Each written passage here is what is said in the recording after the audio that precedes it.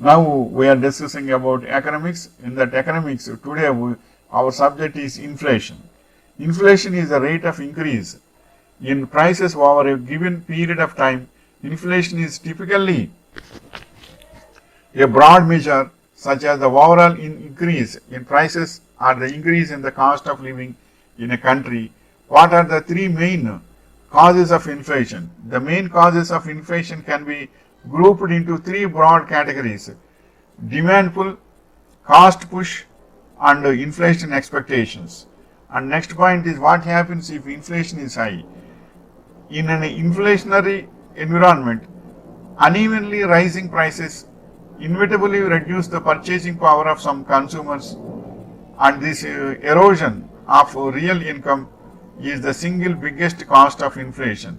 Inflation can also distort purchasing power over time for recipients and payers of fixed interest rates.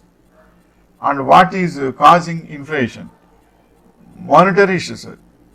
Understand inflation to be caused by too many dollars chasing too few goods.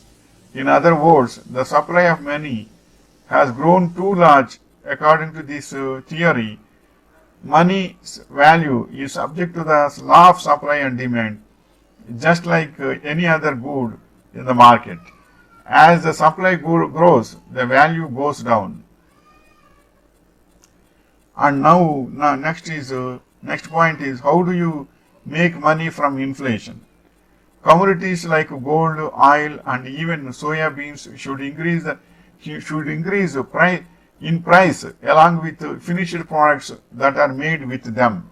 Inflation indexed bonds and treasury inflation protected securities tend to increase their returns with inflationary pressures. And next point is, who wins during inflation? Fixed rate mortgage holders. Anyone with large fixed rate debts like mortgages benefit from higher inflation, says Mark Thoma, a retired professor of economics at the University of Oregon. Those interest rates are locked in for the life of the loan, meaning they won't ebb and flow with inflation. And the next point is, what should I do during inflation?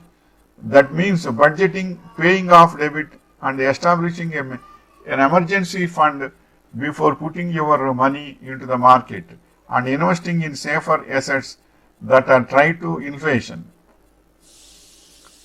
And next point is, what assets are best during inflation?